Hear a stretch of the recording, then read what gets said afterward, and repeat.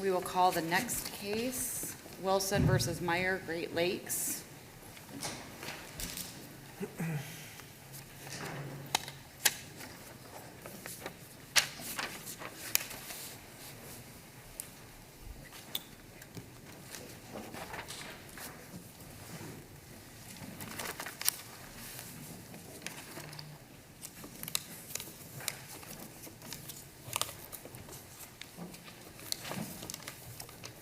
This is a 15-minute argument.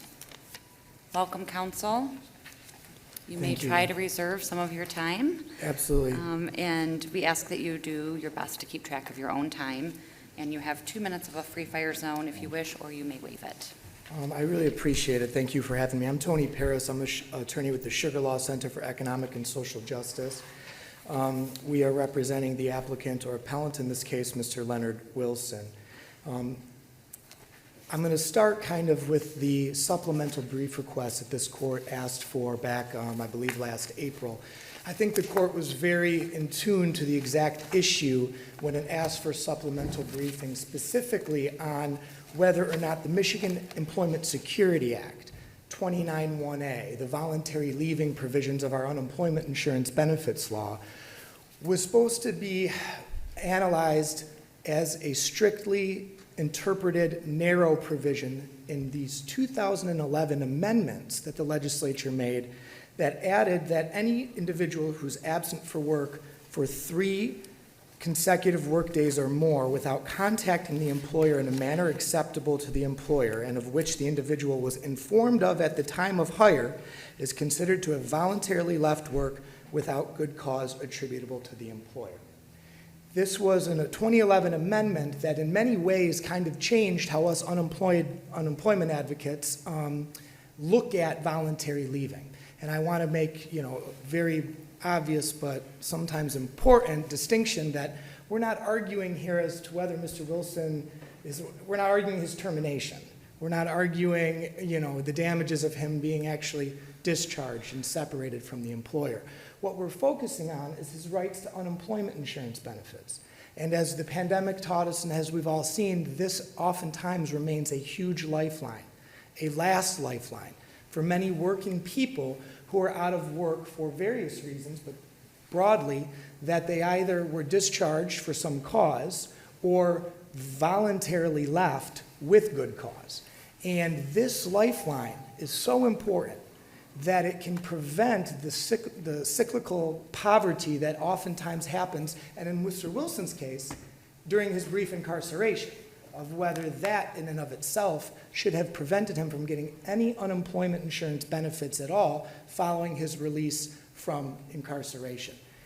The 2011 amendment, it was actually put into the same statute as 29(1)A, right? It's just right here and here. There's no subsection that added it to give it a different treatment than 29(1)A. There was nothing that said specifically it should be strictly interpreted.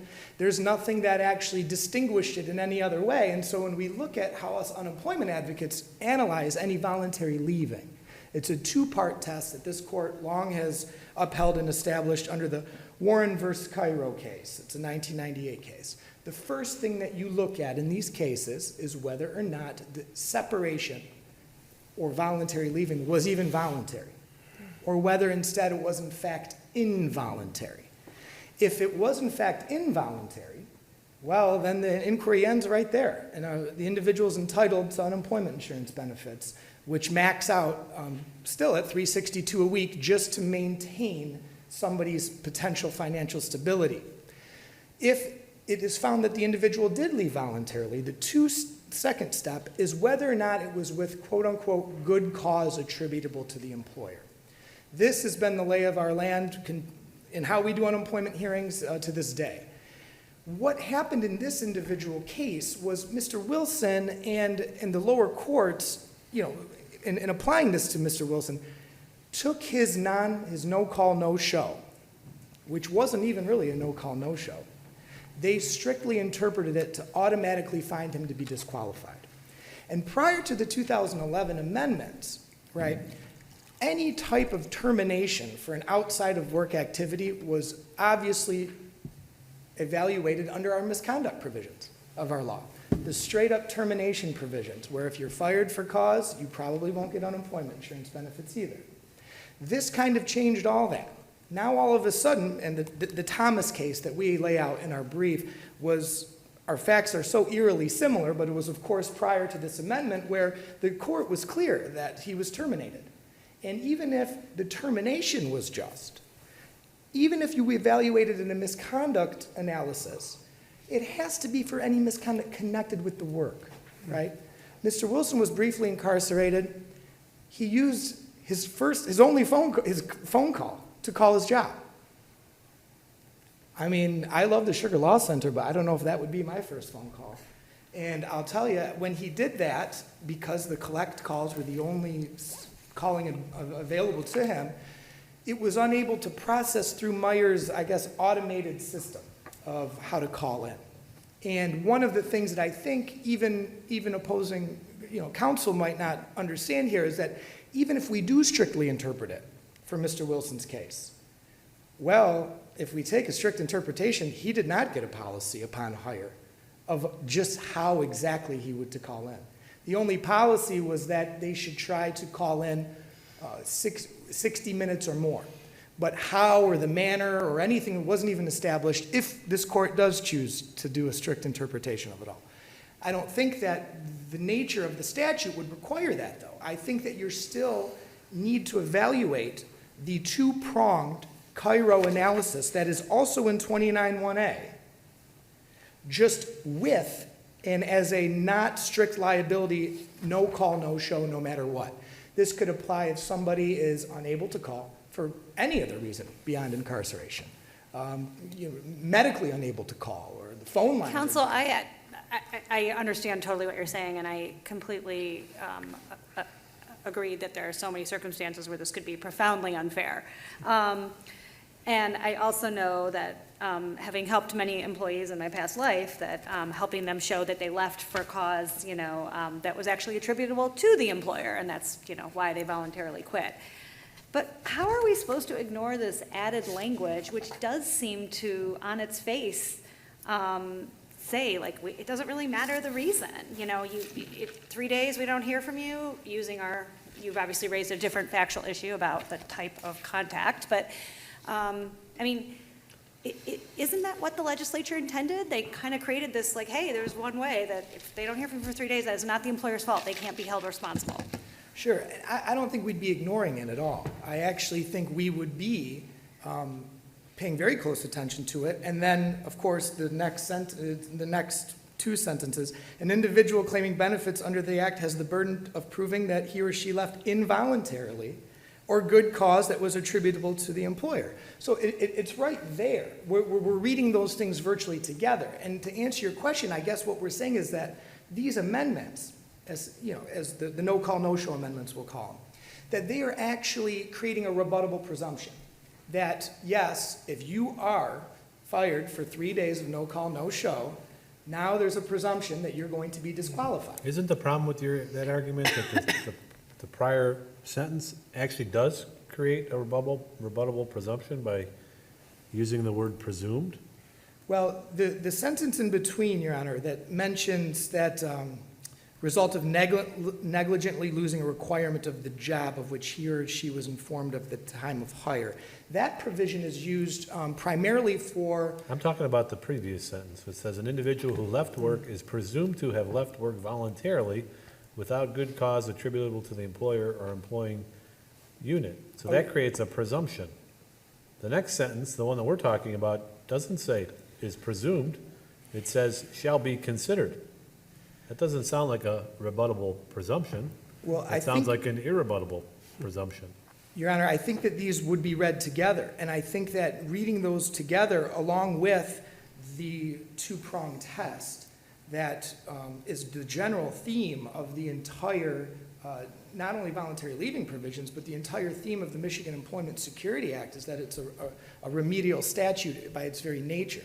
I think that what we have in this... Under your theory, the addition of the language, it's surplusage. In other words, it didn't add anything to the statute? It did definitely add that. What did it add? It added that anytime there's 3 days or more of a no-call, no-show. This was added in specifically for incarcerated individuals. That the employer, unless it's shown that it's involuntary, that there was no call or no-show, which is read as the lay of the land has been since the Warren Cairo case, that unless you can show that it was involuntarily, yes, you are disqualified. And our position is that Mr. Wilson was involuntary. He not only made the collect call, he then finally got through to the security gate or the guard where his supervisor often was and left a message letting him know, please tell the supervisor, that I'm available. He then got out, and the first thing he did was went to his employer. Okay, let's just get back to this. Can the legislature give a definition, a very special definition to the term voluntary left work that encompasses something that might not otherwise be thought of as voluntarily leaving work? Do they have the ability and authority to do that as a matter of law? I would not comment on what their ability is, but I will tell you they've done that in the law. A lot of times. Okay, so they can do it, and would you say that they've done it here? No, I don't think that them adding this sentence changes the entire nature of the two-prong test of voluntary, involuntary. In fact, arguably, If they wanted to do it, so you told me they can do it. If they wanted to do it, what more would they have had to do here? I honestly believe that if they wanted to separate, as we saw during the COVID amendments or in the amendments later, and made a separate provision that deals strictly with, for example, little I right here deals specifically with if you've been at a job for 60 days and it's unsuitable, you're considered to have left involuntarily. And that is exactly what they've done. They took a person who's either was fired or it wasn't a suitable job, and they've made it count as a voluntarily leaving, like losing a taxi cab license, taxi cab driver losing his license. That's considered to be voluntary. These things have all been kind of enumerated later under very special circumstances that's not tied to our long-standing two-prong test of first voluntarily, then involuntarily. And I think that that is an important distinction, because if we don't have a voluntarily leave where the employee, in this case Mr. Wilson, initiates a separation, talks about his intent to want to leave the job, puts in his 2 weeks, if you will, or whatever it might be, then in fact, in this case, he was straight up fired.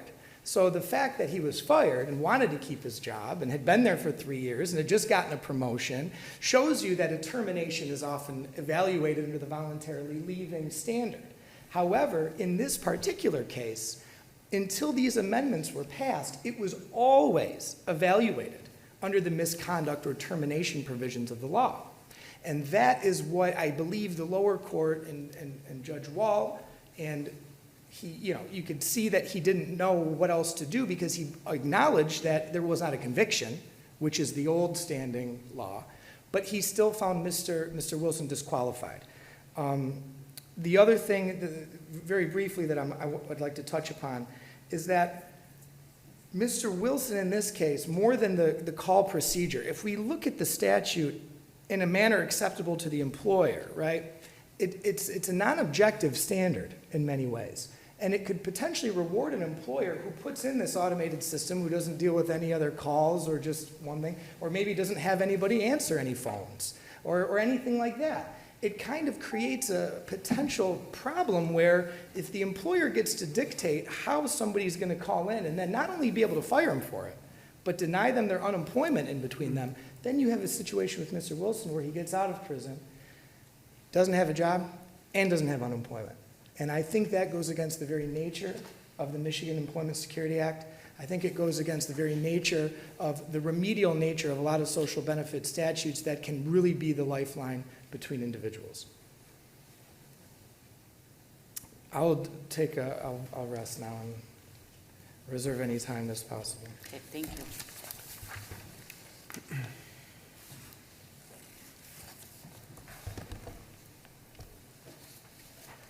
Good morning, Your Honors. Assistant Attorney General John Gehring, appearing on behalf of the Michigan Unemployment Insurance Agency. With me at counsel's table still is Ann Sherman, Solicitor General.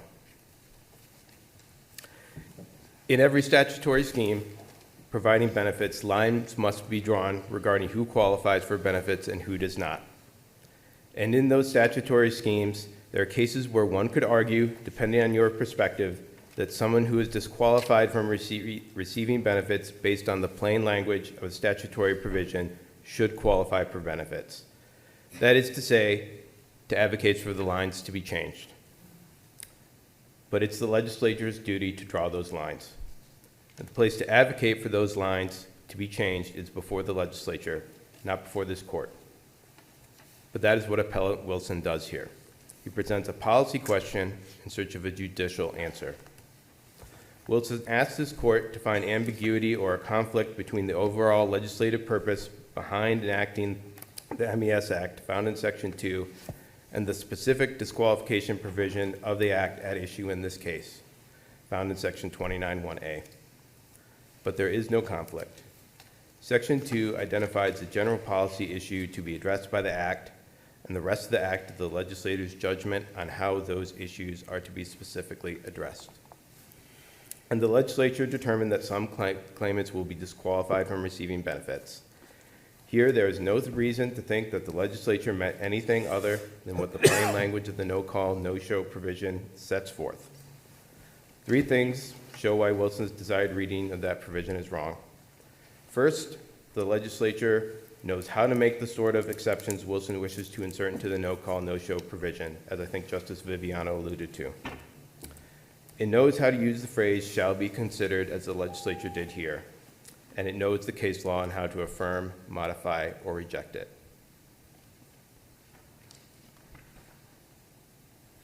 So let's start with the plain language.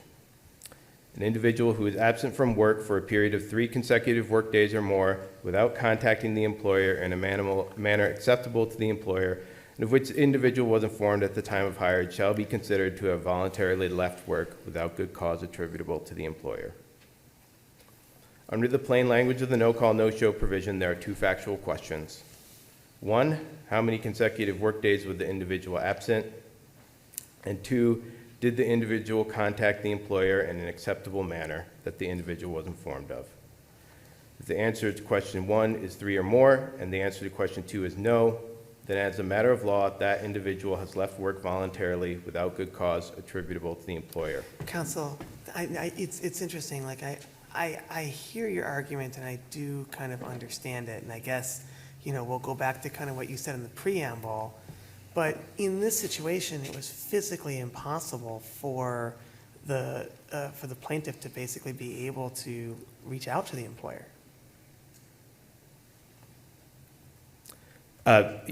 Yes, Your Honor, for purposes of argument, I'm certainly willing to concede that point for purposes of argument. I think that gets towards sort of the larger question of, is there some sort of irreconcilable conflict between the purpose of the statute and the no-call, no-show provision?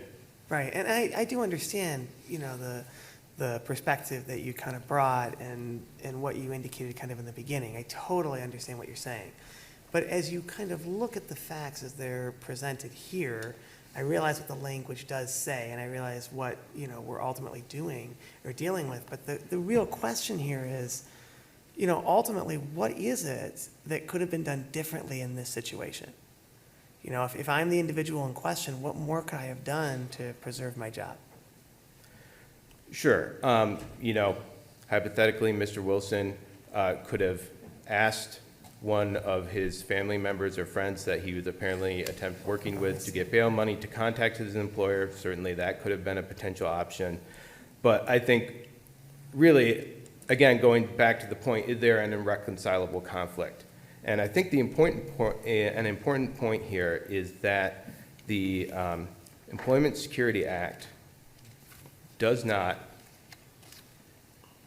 pre-2011, post-2011, does not provide unemployment benefits to every single person Right. who became unemployed through no fault of their own involuntarily. And I think here it's good to think about a hypothetical. Let's think about someone who's a stay-at-home parent. Okay. They've been at home for several years, but now the kids are in elementary school. Money's tight, they decide to join the workforce. It takes them a few months, but they find a job in their former field. But then a month later, downsizing hits, they're laid off because they lack seniority. That person has become unemployed involuntarily through absolutely no fault of their own, and under Section 46 of the Act, that person is not eligible for unemployment benefits because they do not have sufficient wage history. Now, you can argue that's bad policy, but that's the policy the legislature has made. And certainly, council has argued that the no-call, no-show provision is bad policy, but that's the policy the legislature has made. So do you take the, is there a difference between involuntary and impossibility?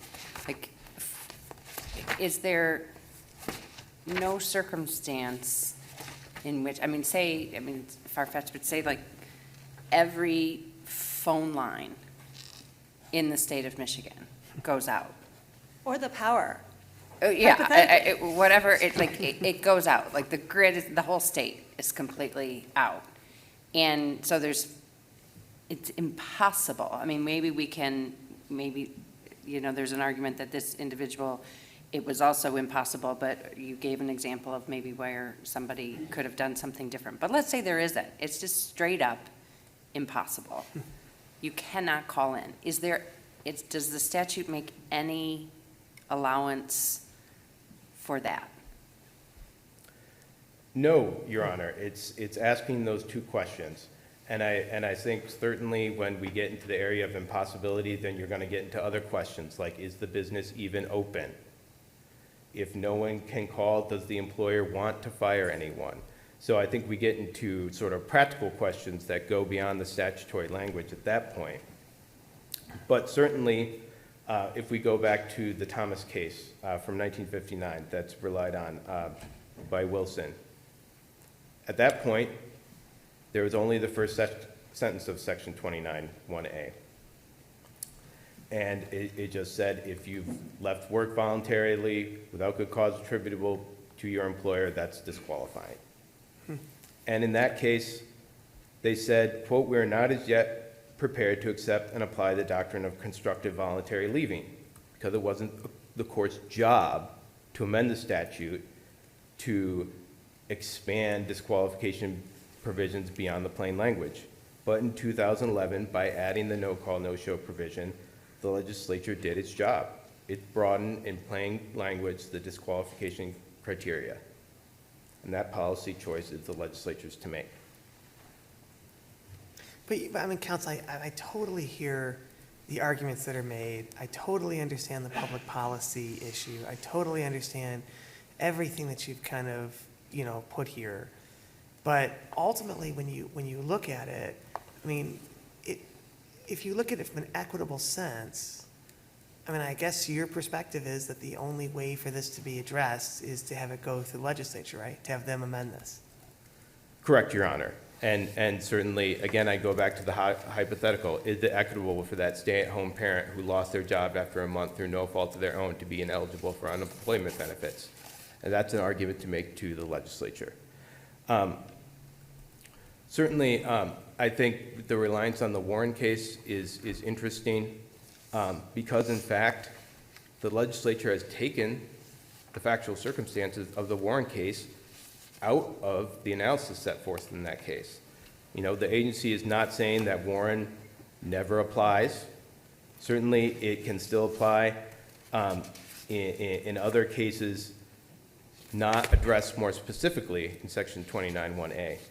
But the circumstances of the Warren case have been, in fact, removed from that analysis. In Warren, the plaintiff left her nurse's aide position on the written advice of her doctor as a result of her pregnancy. Now, medical leaving for involuntary reasons is specifically addressed by 29(1)A. And there are 3 factors that a claimant must satisfy. They must show that they have a note from a medical professional saying that that continuing in the job would be harmful to their health. They have to have unsuccessfully attempted to secure alternative work from their employer that would not harm their health. And they have to have unsuccessfully attempted to obtain a leave of absence. And certainly one could argue that this set of conditions that must be met will result in individuals who did not leave work voluntarily and became unemployed through no fault of their own being denied unemployment benefits. But like the no-call, no-show provision, this is the policy the legislature has chosen to enact.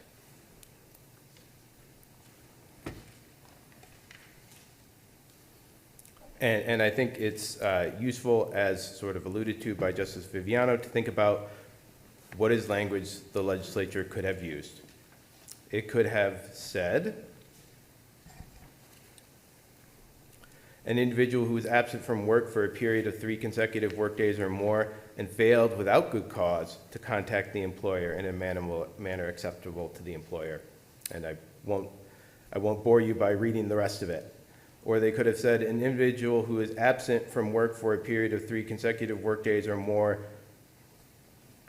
without contacting the employer shall be presumed to have voluntarily left work without good cause attributable to their employer. Either of these formulations would result in the line between eligibility and ineligibility being drawn in a place that Wilson would prefer. That is not the language the legislature used. And we know the legislature knows how to use these words and phrases in the context of the act. Failed without good cause, presumed, because, as Justice Viviano pointed out, they're right there in Section 29. For example, subsection 1C disqualifies individuals who failed without good cause to apply diligently for available suitable work. And subsection D and subsection E start with that same phrase, failed without good cause. And we also know what the legislature means by the phrase shall be considered in the MES Act. As currently constituted, that phrase appears 29 times across 21 separate sections of the Act. And in each instance, it's used in the following way. If conditions A, then outcome B. In every instance, it's defining an outcome. It's making a rule. For example, there are 2 in Section 32. In subsection B, new, additional, or corrected information received by the unemployment agency more than 10 days after mailing the monetary determination shall be considered a request for reconsideration. Or under Section 32F, the issuance of each benefit check shall be considered a determination by the unemployment agency that claimant receiving the check was covered during the compensable period. So Wilson's argument here is essentially that despite the legislature using the phrase shall be considered dozens of times in the MES Act to define something, and despite using various language like presumed and without good cause numerous times in Section 29 itself to create exceptions to general rules, that the legislature actually intended for the phrase shall be considered to do nothing more than create a presumption. That simply does not comport with the rules of statutory interpretation.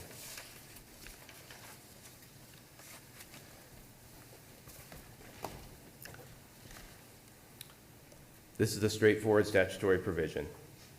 It should be interpreted according to its plain meaning, and the agency requests that the court deny leave to appeal. Thank you very much. Thank you.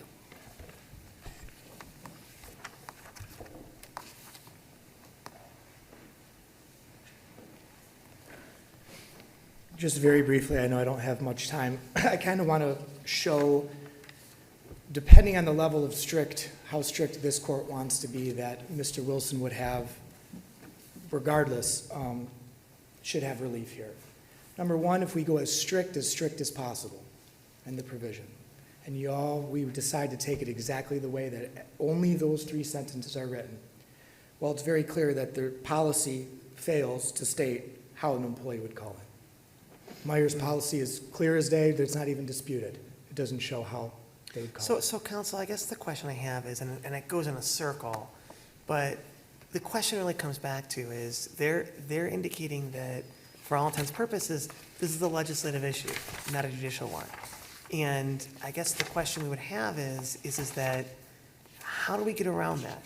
You know, if this is a purview that was established by the legislature and basically created by the legislature, how do you ultimately find a way around that in this specific instance? Well, and it's a very interesting thing that those 3 sentences also don't bring up what's involuntary. or whether or not there was any involuntary. In fact, the rest of the law brings that up. The rest of those provisions actually have you first look at whether something's involuntary before you evaluate whether it's with good cause or attributable to the employer. And the last, depending on the spectrum of strictness that we want to discuss, is that if we end up having,